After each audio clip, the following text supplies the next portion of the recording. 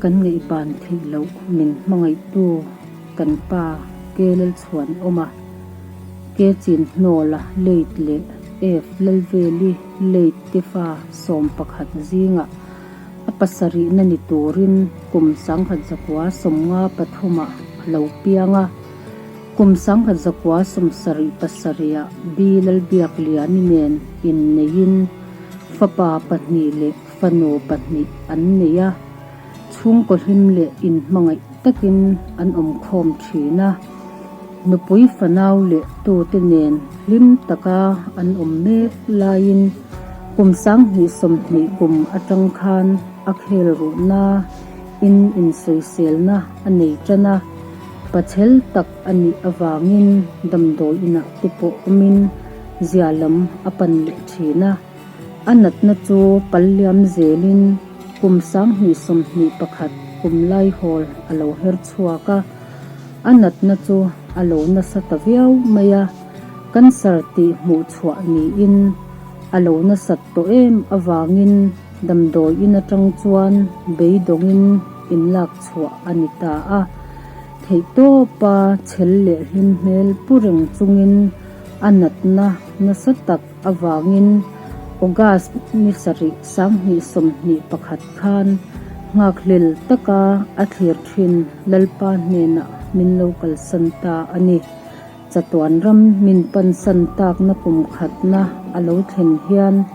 kan thlelin kan ngai bang theilowa ama hladu zong tele ahlim thla then khatte chung le khat chen rol thatin min thlir puya hun min man pui turin anupui tu le fatin kan so machiu bi lalbiak liani le atu le fate sikul veng south van lai phai beram hote chu him takin beram huanga himin an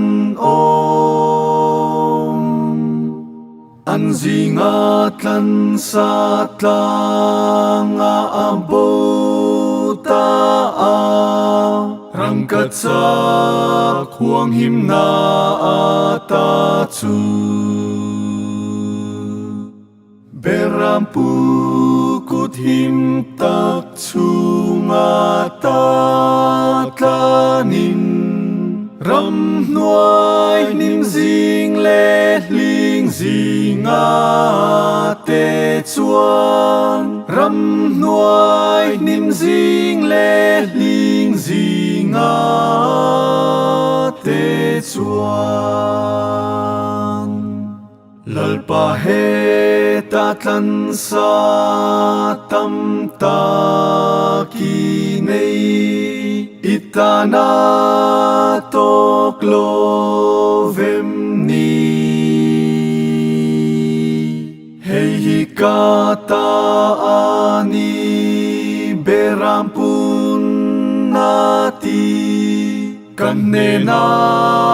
tatlan bo ani hi kong bumbo le sual zinga masela beram zongin khale raka kaldon beram zongin khale raka kaldon tlan sa te chuan tlan tu kong an shelo tui thuk ta ka kan zia te lalpa chuan thi na hlim korakan ta a kong she om ma beram o shia in Kalera beram bo chu ava muta pille tran pui ngai a pui ta ani pille kan pui ngai a pui ta ani ram nuai pik takatlan bo ta chuanin i thi sen chua ka hre lom ni kan bo ta chu i mu le ma lo chuanin thi sen chua ka i tlan na hre lo lalpa i liam te chu bel cha in na om ram nuai hlingin ni tin nin na chun che ram nuai hlingin ni tin nin na chun che tlang sang tak le lui kor thim ta ka ta le lung pui phe na trăng te chuan van kong ka theng a lom na ao thăng chuak chuan lom ru be ram ka mu ta a ti lal thut pha vela angel ten an lo chon hallelujah lal pan a mu le ta hallelujah lal pan a mu le ta